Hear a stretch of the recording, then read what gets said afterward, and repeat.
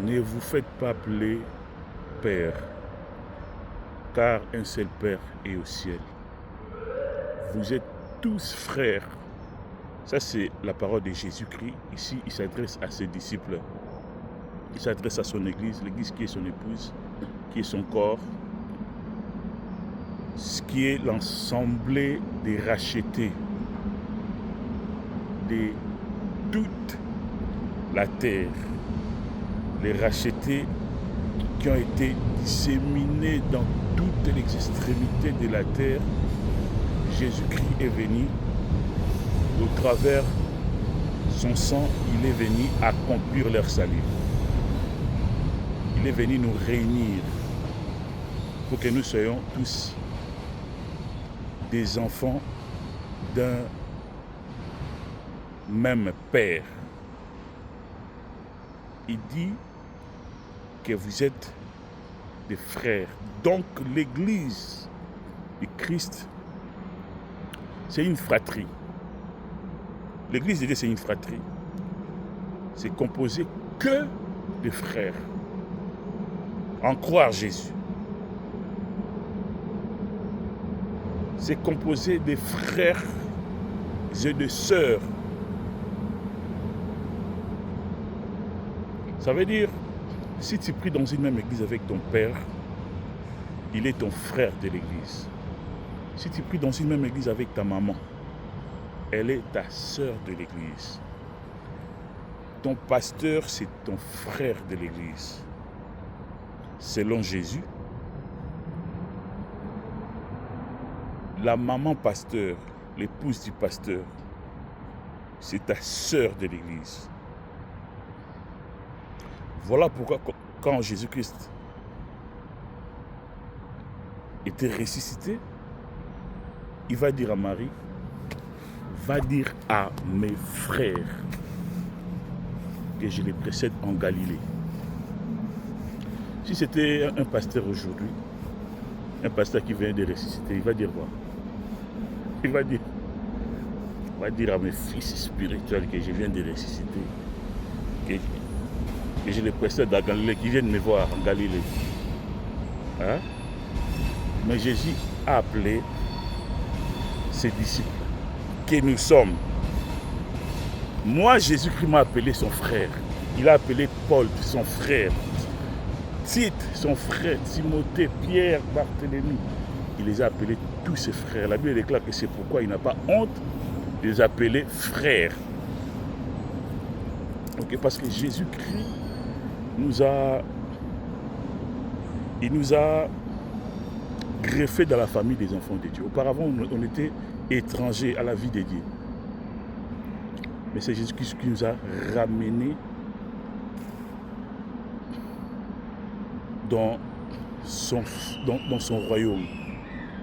Nous formons maintenant un seul corps avec lui. Tout chrétien devant Dieu, il est à l'image de Jésus. Quand Dieu voit un chrétien, il le voit comme Christ. Okay? Jésus ici dit que vous êtes des frères. Nous sommes les frères de Jésus. Il est notre grand frère de la famille. Nous sommes des enfants de Dieu par Christ. Auparavant, on était vendus par Adam. Christ est venu nous racheter par son sang. C'est pourquoi il nous dit, vous êtes tous des frères. Maintenant,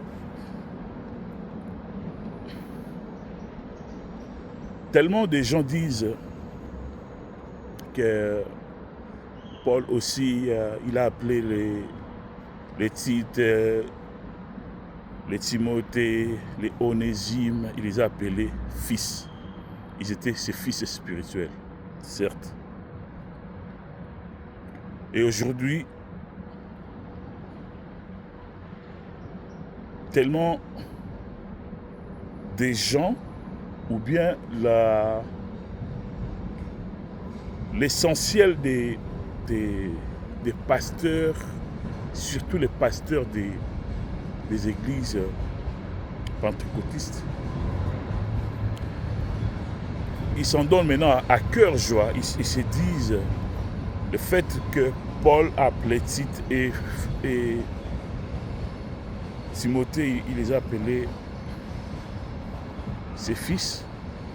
Nous aussi, nous devons considérer ceux-là qu'on dirige comme nos fils spirituels, parce que Paul aussi l'a fait. Paul étant l'apôtre des païens, il nous a montré l'exemple. Donc nous aussi, les gens que nous prêchons, ils sont nos enfants.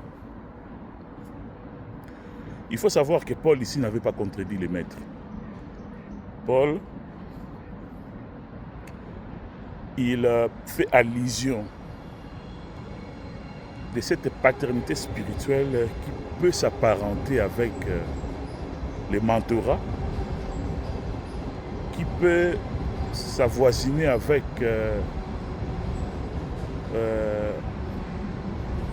ces concepts de guide,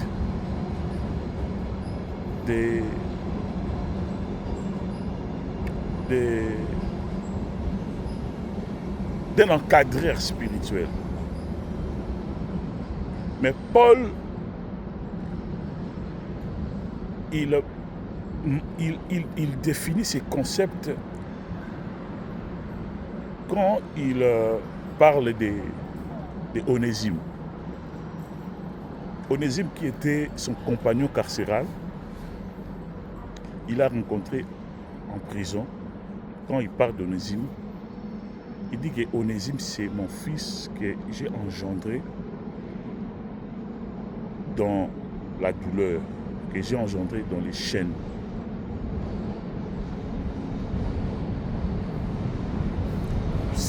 Donc, par rapport à ce postulat, on peut directement comprendre ce que Paul voulait nous transmettre comme un message. Donc, la paternité de Paul envers Onésime, c'est par rapport au fait que c'est lui qui l'avait engendré dans la foi. C'est lui qui l'avait prêché au premier. Donc, Onésime, c'était quelqu'un qui ne connaissait pas Christ. Paul l'a gagné en Christ. Paul l'a persuadé à suivre Christ. Il l'a convaincu à suivre Christ. Il a prêché Christ. Onésime s'était converti. C'est pourquoi Paul dit maintenant que c'est lui qui l'a engendré. Onésime est comme son fils qu'il a engendré dans les chaînes. Mais les gens aujourd'hui n'emboîtent pas maintenant les pas de Paul. Les gens aujourd'hui, ils pensent que le fait d'être un pasteur principal d'une église les font automatiquement des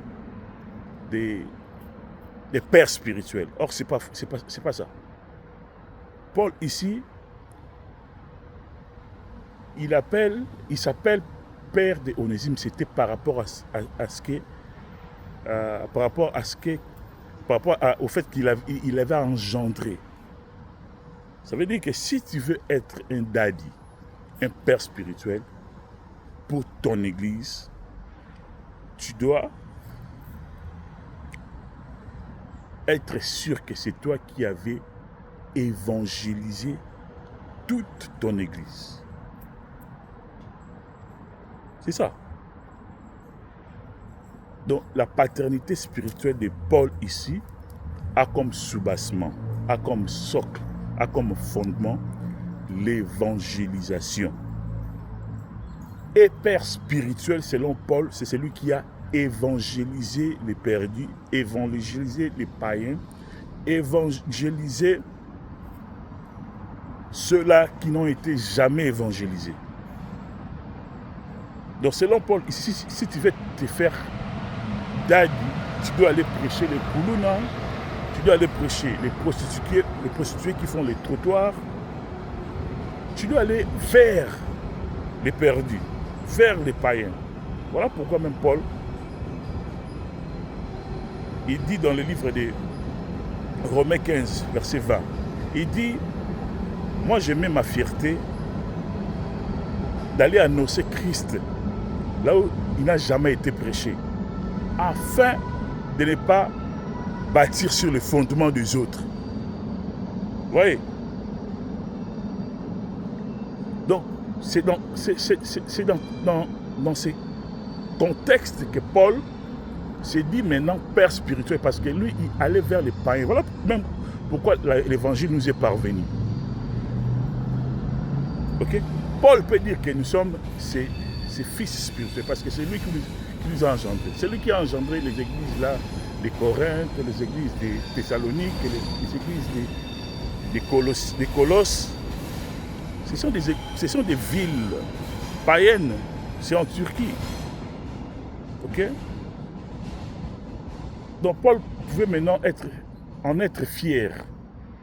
Il fait dire que non, ces gens-là ne connaissaient jamais Christ. Ils ne l'ont jamais vu. Ils n'ont jamais entendu parler de lui. Mais c'est moi qui les a ramenés en Christ. Mais aujourd'hui, les gens se font appeler daddy. Mais tu vois qu'il n'a pas commencé l'église avec les gens qu'il a gagnés en Christ. Il a commencé son église avec les gens qu'il a pris par-ci, par-là. Des gens qui étaient déjà des frères dans d'autres églises. Aujourd'hui, les gens commencent les églises, ils prennent un frère,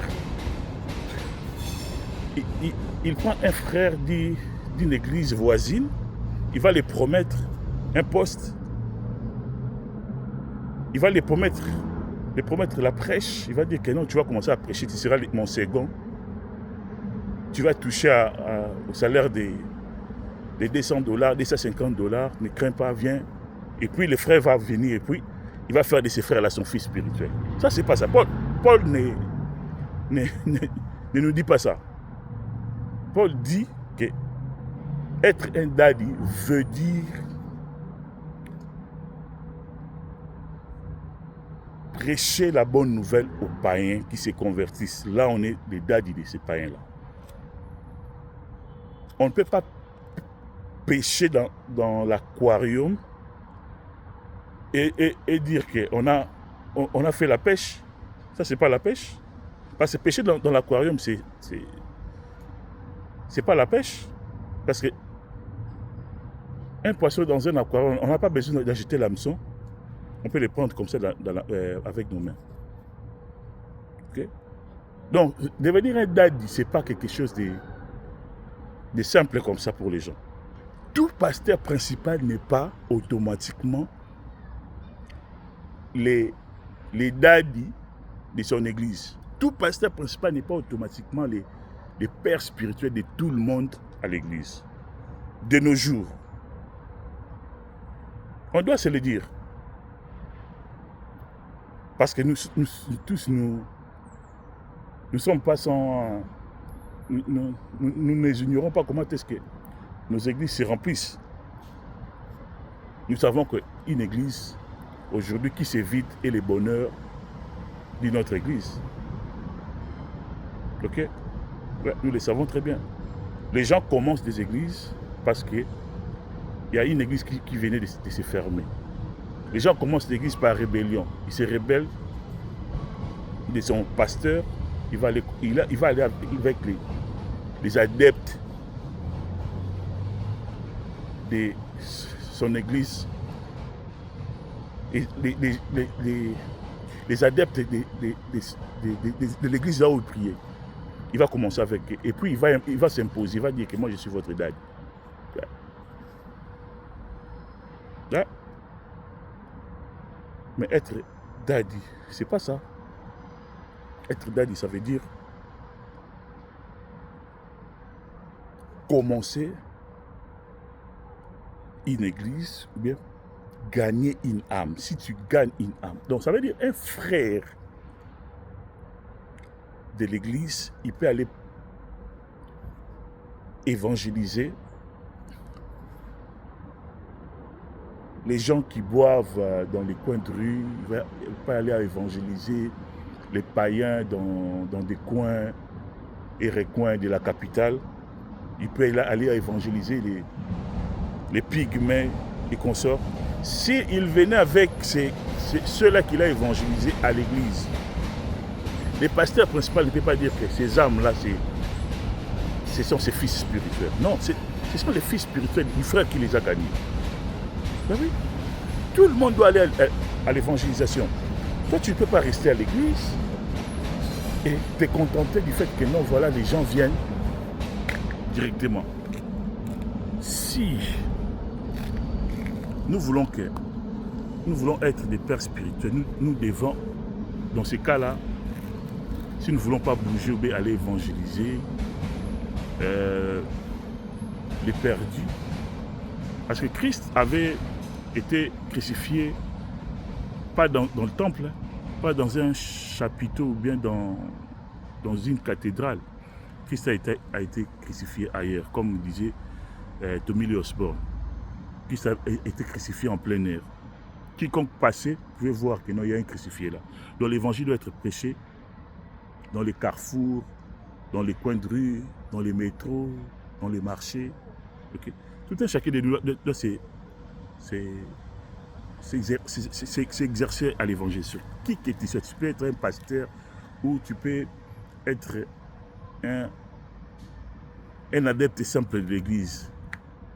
L'évangélisation, la mission n'est pas l'apanage des grands évangélistes. Non, nous tous nous devons aller en mission, prêcher les perdus. Mais si un pasteur veut que dans son église qu'il y ait des gens qui se convertissent, il doit aussi prêcher une évangile qui ramène les gens dans la foi, qui gagne des âmes. On ne peut pas espérer avoir ou bien vouloir être appelé daddy par des évangiles les évangiles des encouragements. Tu vas te marier, amen. Tu vas voyager, amen. Je vois un travail, amen. Ces évangiles-là ne convertissent personne. Ça, ce n'est pas l'évangile qui peut ramener un païen à la conversion. Jamais. Si on veut être appelé daddy, nous devons prêcher l'évangile, parce que les païens viennent toujours dans nos églises. Nous devons prêcher l'évangile, les purs, la vraie évangile. Nous devons prêcher l'évangile, nous devons prêcher les renoncements des êtres morts, la nouvelle naissance, la rédemption. Nous devons prêcher, montrer aux gens l'enfer c'est quoi, les sorts finales des pécheurs. Nous devons montrer aux gens l'amour de Christ qu'il a témoigné à leur égard. Ok, prêcher le royaume des cieux. Ouais, voilà, ce sont des messages qui transforment des âmes. Mais on ne peut jamais être un coach de développement personnel à l'église et puis se faire appeler daddy. Ça, c'est n'importe quoi. Oui. Donc, les gens se disent que Paul a dit qu'il est le père spirituel d'Onésime, de Timothée, de Tite, voilà. Bon, quiconque est un pasteur principal, il peut se dire que non, il est le père spirituel de son église. C'est faux. Paul s'est dit être père spirituel de ses frères parce que c'est lui qui les avait ramenés dans les Seigneurs. Voilà. Mais bien aimé, nous devons aussi voir les revers des médailles. Oui. Cela n'était pas sans conséquence. Parce que Paul aussi, c'est un humain.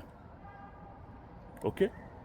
Paul n'a pas contredit le Seigneur, mais le fait aussi de se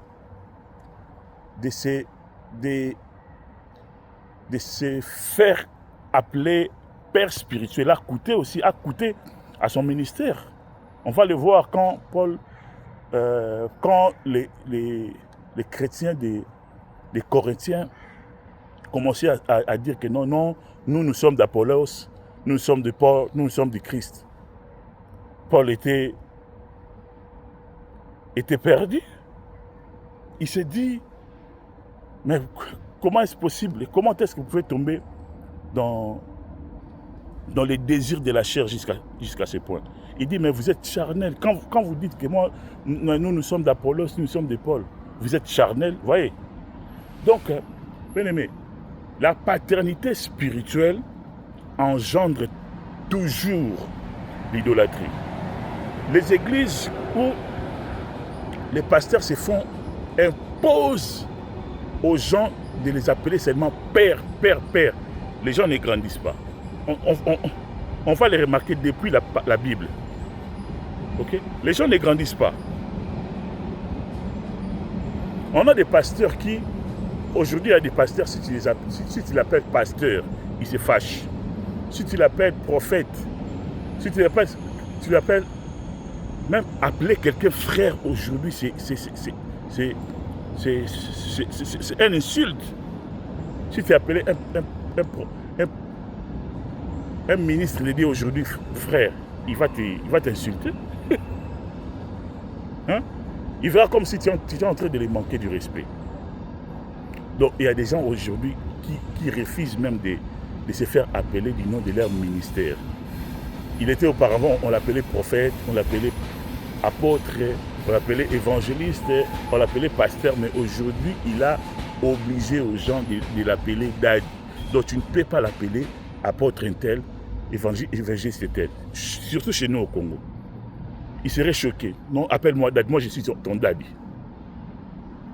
Ok? Ça engendre toujours des choses. C'était quand Jésus-Christ interdisait ça à ses disciples, c'était en connaissance des causes. Jésus-Christ savait que non, l'humain est enclin à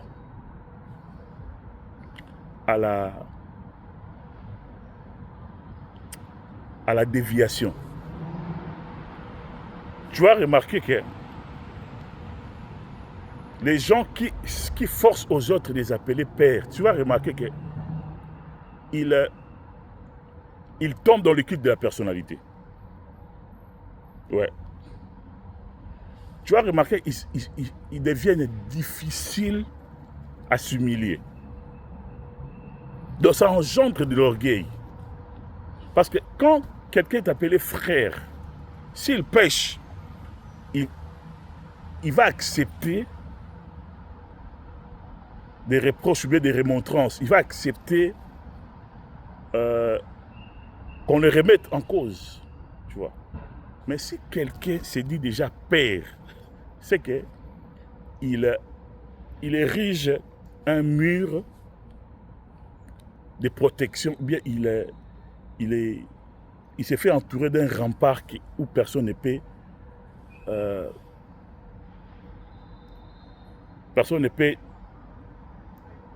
franchir pour l'atteindre. Okay? Il se couvre d'un voile. Okay? Quelqu'un qui se dit déjà père, c'est qu'il se met déjà dans le piédestal. Il se dit que non, moi, tel que je suis là,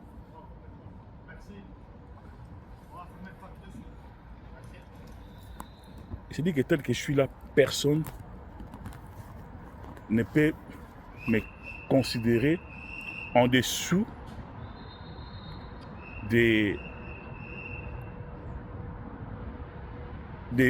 ma paternité. Donc, quiconque est dans mon entourage doit se dire que non, il n'a rien à me dire. Ok? Ouais. Donc, ça devient un piège. Et c'était devenu un piège pour l'apôtre Paul. Il a dit, qui est Paul ou bien qui est Apollos? Moi, j'ai planté, Apollos a arrosé, mais c'est Christ qui fait croître. Ok? Qui est Apollos, qui est Paul? N'est-ce pas les moyens par lesquels vous avez cru? Donc les gens s'étaient perdus. Okay? Parce que Paul se disait que moi, je suis votre père, je suis votre père. Et les gens se sont perdus, ils sont tombés à l'idolâtrie. Okay? Donc les églises qui ont des pasteurs qui les ont imposés la paternité spirituelle, ça ne grandit pas. Ok? ça ne grandit pas. Ça reste toujours des enfants. Vous voyez?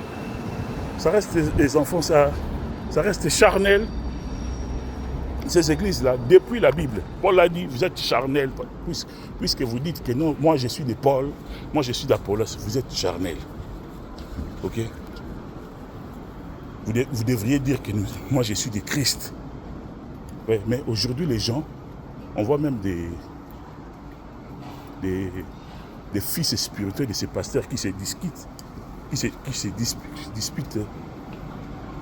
qui est les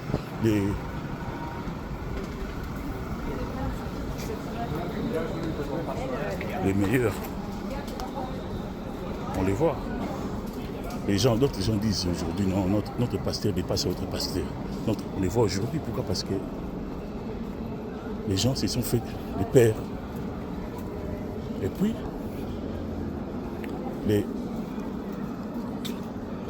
leurs adeptes, au lieu de s'attacher à Christ, ils sont plus attachés à eux. Pourquoi? Parce qu'ils se sont fait des pères. Ouais? Donc c'est vraiment un piège que nous devons vraiment nous en débarrasser, quoi. C'est un piège. Nous devons chercher de sorte que nous orienter les gens vers Christ. Parce que c'est Christ qui est mort pour nous. C'est pas nous. Paul a dit, si je suis ce que je suis, c'est par la grâce de Dieu. Être un prédicateur ne fait pas de nous des supra-humains, des extra-humains. Non, c'est la grâce. Être un prédicateur ne fait pas de nous des gens qui sont supérieurs à ceux qui nous écoutent, à la masse. Non, c'est la grâce de Dieu. Ok? C'est la grâce de Dieu. Nous sommes tous frères. Vous voyez, Paul a lutté. Paul aussi, vous voyez, même il pouvait appeler Onésime son fils spirituel, mais quand il le recommande auprès de celui qui était pour lui comme maître, Philémon. Il dit, auparavant, il était ton esclave, mais aujourd'hui, tu dois les considérer comme notre frère bien-aimé. Vous voyez, aujourd'hui, il n'y a pas de l'équilibre. Des gens se disent père, père, père, père, ils veulent à tout bout de champ se faire appeler père, père, et puis ils égarent plus d'une.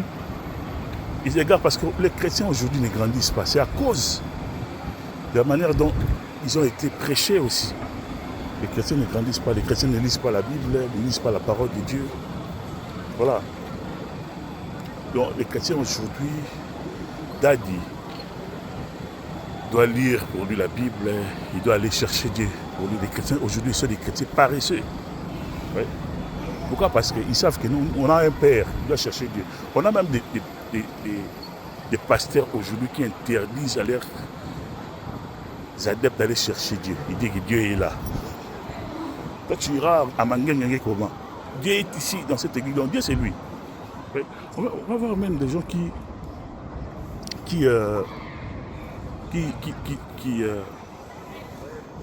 quand toute l'église est en train de louer Dieu, de l'adorer, de danser pour la gloire de Dieu. Lui, il ne danse pas.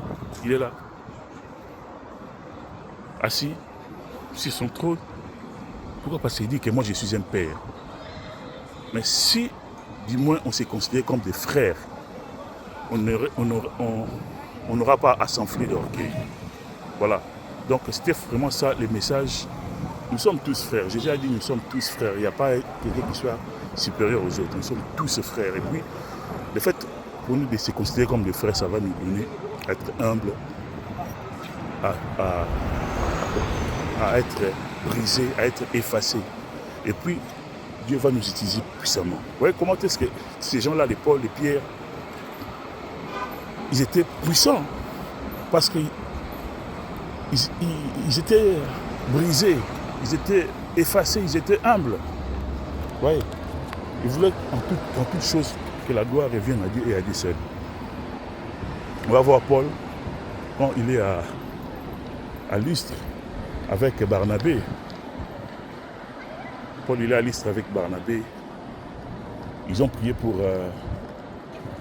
un paralytique et ce paralytique était guéri. les gens des lustres étaient au point de les élever au rang de Dieu. Paul et Barnabé ont déchiré leurs vêtements. Ils ont dit que non, nous sommes des humains comme vous.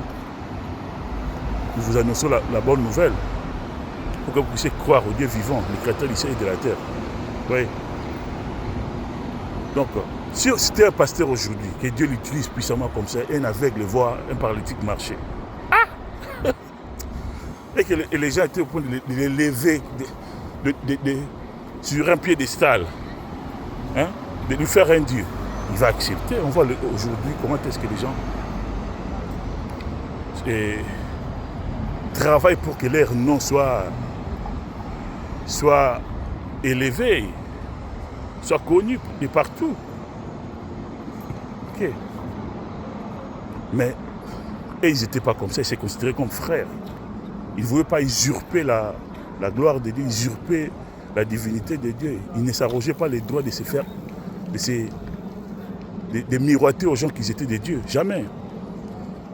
Donc, on va voir encore Pierre chez Corneille. C'est Corneille qui était un officier romain. L'ange l'a visité.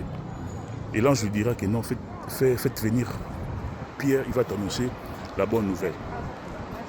Il enverra ses soldats pour chercher Pierre. Quand Pierre était devant Corneille, Corneille était au point de se prosterner devant Paul. Parce qu'il a dit, cet homme, l'ange le connaît, c'est que c'est une divinité. Pierre a dit, je suis un humain comme toi. Tâche de ne pas le faire. Je suis un humain comme toi. Quel est ce daddy-là qui dit qu'il est un humain comme son fils spirituel? Hein? Est-ce que toi, ton daddy t'a déjà dit qu'il est un humain comme toi? C'est difficile. Vous voyez que donc, cette paternité spirituelle, qu'on croit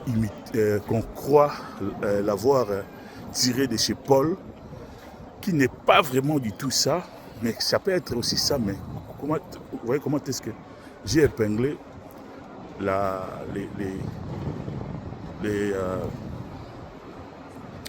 les retombées de cela. Ok? Donc, ça ramène toujours l'idolâtrie, l'orgueil, le culte de la personnalité. Et ça fait en sorte que l'Église ne grandisse pas, les fidèles ne soient pas vraiment spirituels et puis n'atteignent pas la stature du Christ parce que ça flatte l'orgueil des hommes, tu vois, cette paternité spirituelle. Ça n'élève pas vraiment Christ, ça flatte l'orgueil des humains. Et puis là où l'homme est élevé, Dieu ne prend pas plaisir. D'où on voit que les gens qui ont des daddies ne grandissent pas. Les années passent, ils restent toujours daddy. Et daddy aussi est content. Il ne veut pas que les gens grandissent parce qu'il sait, daddy sait que si il advenait que les gens de son église grandissaient, ils vont voir ces bêtises, ils vont voir ces bavures, ces péchés, parce que c'est cette paternité spirituelle-là, le daddisme-là, qui lui sert de voile, qui lui couvre. Parce que si aujourd'hui il arrivait à se faire appeler frère, pasteur simple, les gens auront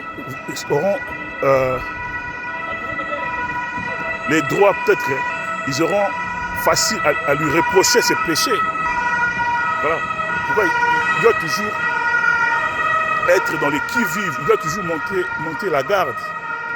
Tu vois, se faire appeler daddy obligatoirement parce que on voit les daddy aujourd'hui, des immatures. Quelqu'un qui se fait appeler daddy, même ses fils spirituels sont plus sains que lui, plus droits que lui. Ok? Quelqu'un qui se fait appeler daddy, même ses fils spirituels craignent Dieu plus que lui. Ils ont la vie de prière plus que lui. Daddy a dans son passif que des péchés. Des péchés et des péchés, des péchés. Des divorces, des crimes, des manquillonnats. Mais ses fils spirituels craignent Dieu. Ils obéissent à Dieu. Et parfois, il lui fait des reproches. Daddy, pourquoi tu as fait ça? Daddy, pourquoi tu as fait ça? Et il se dit, si vous continuez comme ça, je vais vous chasser. Daddy ne veut pas que les gens grandissent. Si tu grandis, il te chasse. Tu dois rester enfant. Tu ne dois pas commencer à te poser des questions. Ok? Quiconque commence à se questionner d'une certaine manière, il devient un danger pour Dad. Voilà. Donc, ce dadisme-là, c'est pas... même dans la Bible, ça a été fustigé par Paul, réprimandé par Jésus. Ça a été